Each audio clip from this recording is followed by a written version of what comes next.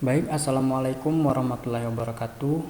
Perkenalkan, saya Naldo Arisa Pratama dengan NIM 23681045 dari Prodi Ekonomi Syariah Institut Agama Islam Negeri Curug. Nah, di sini saya akan membagikan sedikit tutorial atau bagaimana sih cara memasukkan data atau menghitung data yang kita punya itu ke aplikasi SPSS. Baik, yang pertama itu ada uji validitas, yang mana uji validitas ini untuk mengetahui kevalidan kuesioner atau kesesuaian kuesioner yang digunakan oleh peneliti dalam mengukur atau memperoleh data penelitian dari para responden. Nah, kuesioner ini dikatakan valid jika pertanyaan-pertanyaan di dalamnya itu dapat mendefinisikan apa yang ingin diukur dalam kuesioner tersebut. Nah, dasar pengambilan uji validitas ini yaitu membandingkan nilai R hitung dengan R tabel, yang mana jika nilai R hitung itu lebih besar dari R tabel maka valid, jika nilai R hitung itu lebih kecil dari R tabel maka tidak valid. Untuk nilai signifikan dari uji validitas ini, nilai signifikannya yaitu kurang dari 0,05 yaitu valid. Jika nilai signifikannya lebih dari 0,05 maka lebih dari 0,05 maka tidak valid. Oke, langsung saja ke caranya. Nah, di sini saya sudah punya data kuesioner ya. Nah, data kuesioner saya ini X-nya ini ada 5, yang mana terdiri dari X1, X1, X1.2, X1.3 dan seterusnya. Kemudian X2-nya ada X2.1 dan seterusnya, dan Y-nya ada 5 juga. Nah, kemudian data-data yang dari Excel ini langsung kita copy. Ini saya mempunyai 27 data responden ya. Nah, kita copy, kemudian kita pindahkan pada data view di aplikasi SPSS. Nah, setelah itu kita pastekan data tersebut. Nah, ini datanya. Nah, kemudian jika data ini sudah dimasukkan ke data view, kemudian kita buka tab yang variable view. Nah, di sini kan namanya ini kan masih belum berurutan ya sesuai dengan data, maka nama-nama ini kita ganti terlebih dahulu menggunakan sesuai dengan data-data yang ada di Excel tadi ya. Jadi di sini ada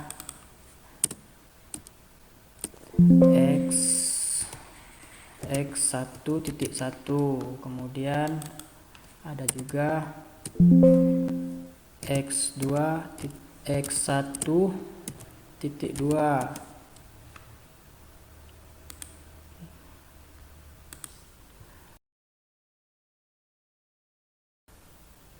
Nah, ini nama-nama untuk variabelnya itu sudah saya rubah ya, dari X1.1 sampai ke Y1.1 dan beserta total-totalnya.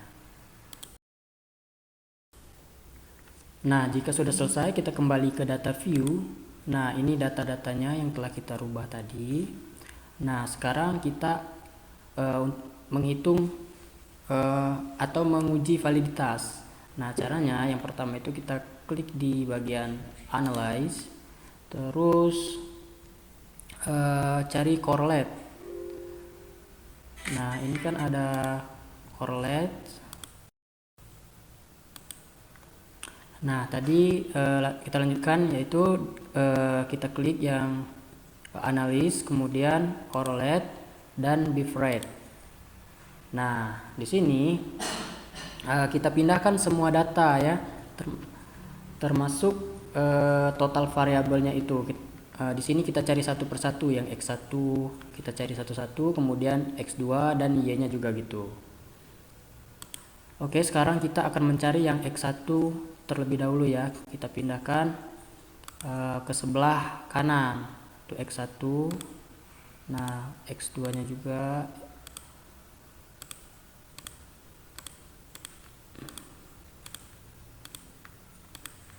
Nah, jika sudah seperti ini, kita klik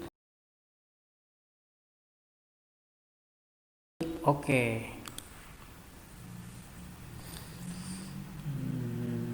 Nah, ini Nah, ini dari variabel X1-nya ya. Variabel X1-nya oke. Kemudian kita lanjut lagi ke correlate lagi, bivariate lagi. Nah, di sini untuk yang di sebelah kanan ini kita keluarkan ya.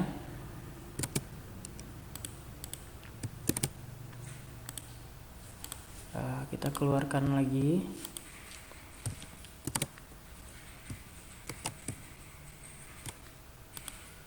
Nah, selanjutnya kita masukkan yang X2. Nah, sama seperti yang cari yang X1 tadi. Nah, kita masukkan juga ke sebelah kanan ini. Nah, serta totalnya. Nah, selanjutnya kita klik OK lagi. Nah, ini untuk yang X2-nya.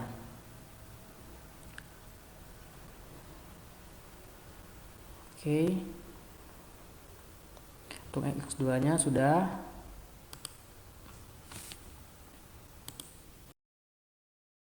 Nah, selanjutnya itu kita ke variabel yang Y. Oke, untuk yang ini yang di sebelah kanan ini kita keluarkan lagi, dan untuk variabel yang Y ini kita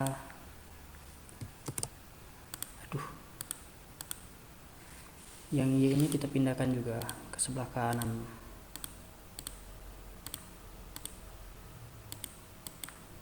Nah, setelah itu kita oke kan. Oke, kita perbesar. Nah, ini hasilnya. Untuk variabel X ini karena dia oke, untuk mengetahuinya ini valid atau tidak. Nah, di sini kita bisa lihat untuk variabel X1 nilai R hitungnya itu ada di 0,685. Kita lihat untuk nilai R tabel. Nah, tadi data saya itu 26.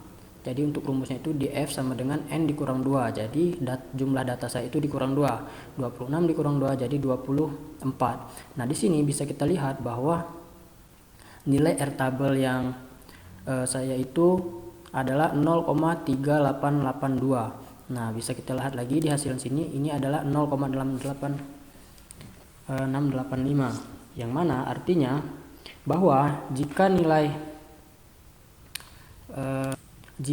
R hitung ini lebih besar daripada nilai R tabel tadi, maka ini sama dengan valid ya. Oke, untuk yang kedua juga X2. Nah, di sini juga 0,884. Jadi ini valid karena dia lebih besar daripada R tabel tadi. Nah, R tabel jadi 0,388 sedangkan nilai R hitungnya itu 0,884. Nah, gitu juga dengan Y-nya. Jadi ini valid ya. Nah, oke, setelah kita menguji validitas ini, selanjutnya kita akan uji reliabilitas. Nah, yang mana uji reliabilitas ini untuk melihat apakah kuesioner memiliki konsistensi jika pengukuran dilakukan dengan kuesioner tersebut dilakukan secara berulang-ulang. Nah, jadi dasar pengambilan keputusan menurut Wiranta Suarjawani ini, kuesioner dikatakan reliable jika CA-nya itu lebih besar dari 0,6 dan invariabel jika CA-nya itu kurang dari 0,6. Nah, CA di sini maksudnya itu Cronbachke alpha. Nah, selanjutnya kita caranya untuk menghitung reliabilitas ini. Yang pertama yaitu kita pergi ke bagian analis, kemudian kita cari yang scale. Nah, di sini ada scale, kemudian reliability analysis. Nah, di sini kita hanya memasukkan data variabelnya saja, tidak jumlahnya tidak dimasukkan. Nah, datanya ini kita pindahkan ke items ya.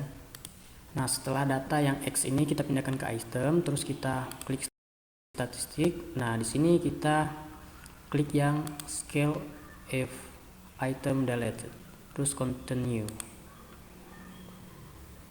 Nah setelah itu kita oke.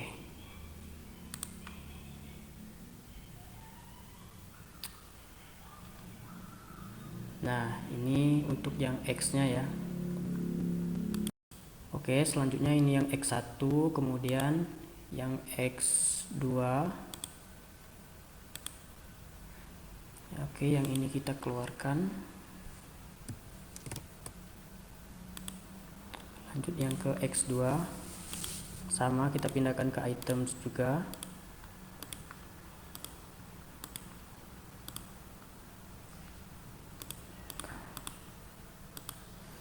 Nah kembali lagi, oke, ini udah continue dan kita klik oke.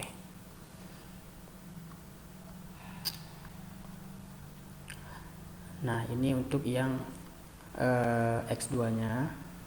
Terus kita analis lagi, kita hitung yang bagian Y nya. Nah yang ini kita keluarkan lagi, terus kita masukkan yang bagian Y. Oke.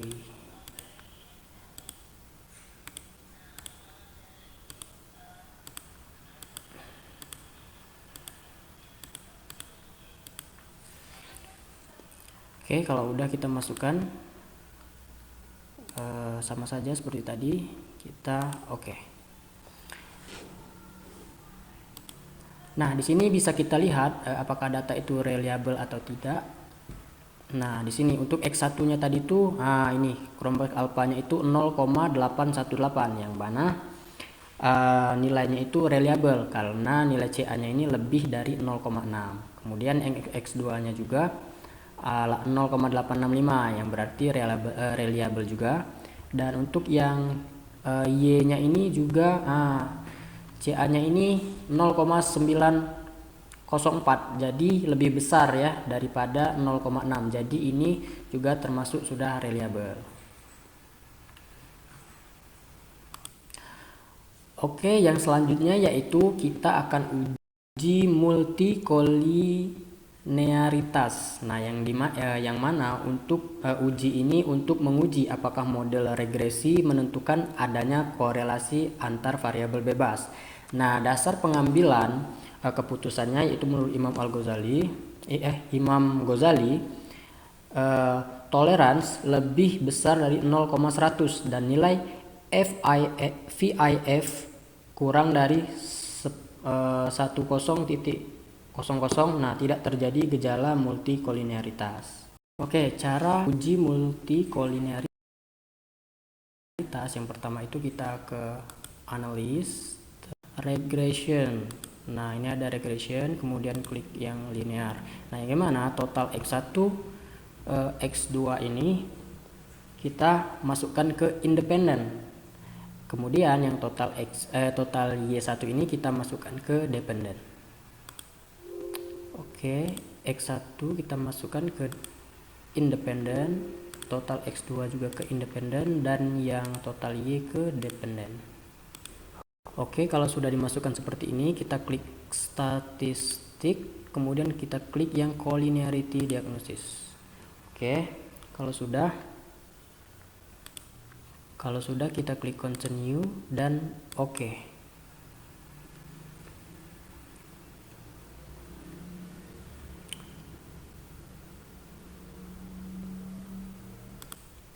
Nah, bisa kita lihat ini hasilnya ya, collinearity, statistik, nilai tolerance, dan VIF-nya. Nah, ini nilainya. Nah, ini merupakan cara tadi ini merupakan cara untuk uji multikolinearitas. Nah, selanjutnya itu ada uji heteroskedastisitas ya. Nah, yang mana uji ini menguji apakah model regresi mengalami pertidaksamaan varians dari variabel-variabelnya. Ini menurut Ghazali. Nah, adapun cara untuk menguji heteroskedastisitas ini, yang pertama kita klik analis, kemudian klik yang regression, terus linear, kemudian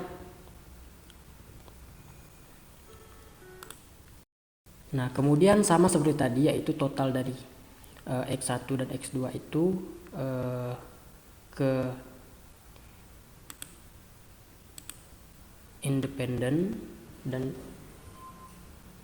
dan yang Y ini ke dependen. Selanjutnya itu kita klik plot. Nah, di sini pada plot ini pindahkan yang ZPRED ini ke Y. Nah, kemudian dan ZRSED ini kita pindahkan ke X. Nah, kemudian kita klik continue dan oke. Nah, mana ya? Ini dia. Nah, bisa kita lihat. Di sini apabila grafik plot ini menunjukkan titik-titik yang membentuk pola tertentu. Nah, ini bergelombang, melebar, kemudian menyempit, maka diindikasikan terjadinya heteroskedastisitas. Kemudian, apabila grafik plot tidak menunjukkan pola yang jelas seperti titik-titik menyebar di atas dan di bawah angka 0 pada sumbu Y, maka ini diindikasikan tidak terjadinya heteroskedastisitas. Oke. Regresi yang baik itu tidak terjadi heteroskedastisitas. Nah, ini ya yang diharapkan. Nah, ini tadilah cara untuk uji heteroskedastisitas. Nah, selanjutnya itu kita uji normalitas. Nah, cara untuk uji normalitas ini yang pertama kita klik analis, kemudian klik non parametric test. Nah, kemudian klik yang legacy dialogs one sample. Nah, setelah itu kita pindahkan juga variabel-variabelnya ini ke sebelah kanan ya. Oke.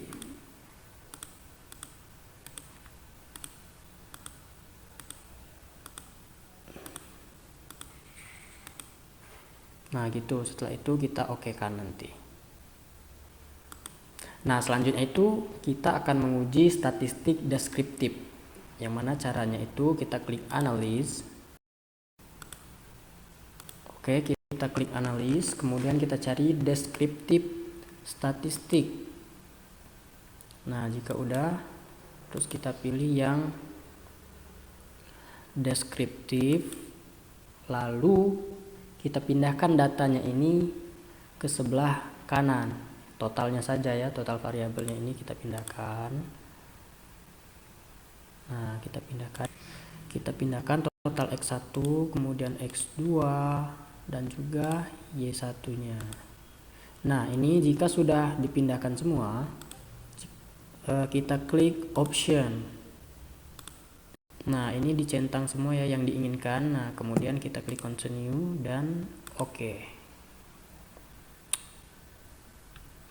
Nah, ini dia. Ini data dari deskriptif statistik. Nah, tinggal diinterpretasikan agar lebih mudah untuk dipahami.